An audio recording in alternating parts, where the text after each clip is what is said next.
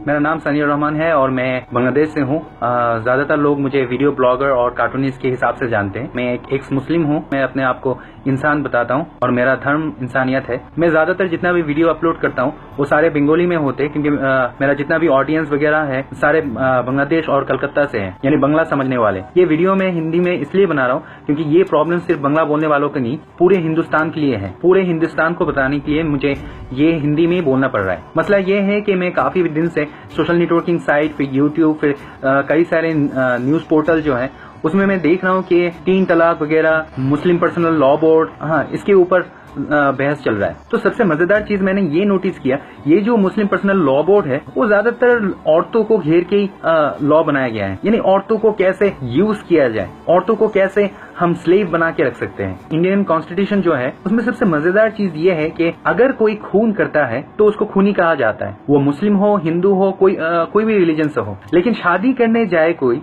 तो देखा जाता है कि उसको पूछा जाता है कि आप हिंदू हो या मुस्लिम हो। तो अगर कोई कहता है कि मैं हिंदू हूँ, बोलो ओके एक शादी कर लो, सारी जिंदगी भर इसी को झेल लो, यानी तुम एक ही शादी कर सकते हो।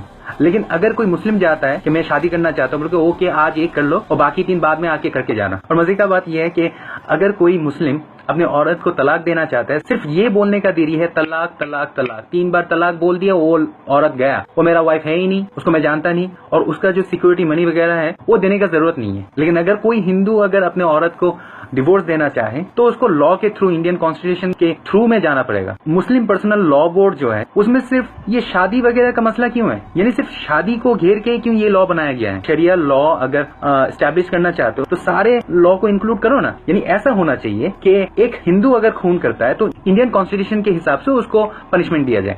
अगर मुस्लिम अगर खून करता है तो उसके वो इस्लामिक शरिया लॉ के हिसाब से उसका गला काटा जाए। अगर कोई चोरी करता है, अगर वो मुस्लिम है तो उसका हाथ काट दिया जाए। ये भी इंक्लूड होना चाहिए मुस्लिम पर्सनल लॉ बोर्ड में। अगर कोई मर्द या औरत पकड़ा जाता है कि वो इलीगल सेक्स कर रहा है किसी के साथ, तो इस्लामिक शरिया लॉ के हिसाब से उसको कमर तक मिट्टी में गाड़ा जाए, फिर उसको पत्थर मारा जाए। यही तो है इस्लामिक लॉ। अगर इंक्लूड करना है तो सारे इंक्लूड करो ना। वो सब क्यों इंक्लूड कर रहे हो जिसमें तुम एक औरत को दासी बना के रख सकते हो। मेरे नजरिए से अभी अगर ये मुस्लिम पर्सनल लॉ बोर्ड को अगर बंद ना किया जाए तो ये मुस्लिम लोग 4 शादियां करके अगले 20 सालों में इतना मुस्लिम बच्चे पैदा करेंगे। अभी तो इंडिया का पॉपुलेशन 100 करोड़ है, तब 200 करोड़ जाने में इतना टाइम नहीं लगेगा। उस 200 करोड़ आबादी में तब हिंदू लोगों को माइनॉरिटी बोला जाएगा, क्योंकि हिंदू लोग तो एक ही शादी कर रहे हैं, क्योंकि एक ही वाइफ से सिर्फ एक ही बच्चा अगर हर साल पैदा हो तो उसको 12 साल लगता है 12 बच्चे पैदा करने के लिए। लेकिन 4 शादियां करके एक मुस्लिम फैमिली में 12 बच्चा पैदा करने में सिर्फ 3 साल लगते हैं। तो 20 सालों में हिंदुओं को माइनॉरिटी बनाने में इतना टाइम नहीं लगेगा। तो मेरा सजेशन ये है,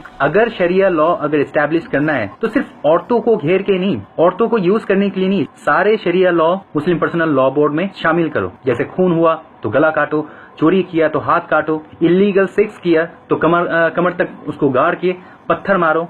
या तो हिंदुस्तान में जिस तरीके से ये मुस्लिम पर्सनल लॉ बोर्ड लीड कर रहा है उस हिसाब से हिंदू पर्सनल लॉ बोर्ड भी होना चाहिए, क्रिश्चियन पर्सनल लॉ बोर्ड भी होना चाहिए, सिख पर्सनल लॉ बोर्ड भी होना चाहिए, एथिस्ट पर्सनल लॉ बोर्ड भी होना चाहिए। अगर दूसरे रिलीजन का फॉलोअर्स को पर्सनल लॉ बोर्ड बनाने का कोई परमिशन नहीं मिलता तो मुस्लिमों को भी पर्सनल लॉ बोर्ड चलाने का कोई परमिशन नहीं देना चाहिए। मैं सनी रहमान सारे भारतवासियों के सामने गुजारिश करना चाहता हूँ, आप लोग प्लीज ये मुस्लिम पर्सनल लॉ बोर्ड को बैन करने के लिए आवाज उठाएं, क्योंकि शरिया लॉ 1400 साल पुराना है। ये मॉडर्न सोसाइटी के लिए नहीं है। शरिया लॉ जाहिल अरबों के लिए था, यह हिंदुस्तान के लिए नहीं बनाया गया था। शरिया लॉ 1400 साल पुराना है। वो 1400 साल पुराना लॉ को 2016 में एस्टैब्लिश करना पागलपन है। मुस्लिम लॉ बोर्ड को बैन करें। और सारे हिंदुस्तानियों की तरह मैं भी बोलना चाहता हूँ, जय हिंद।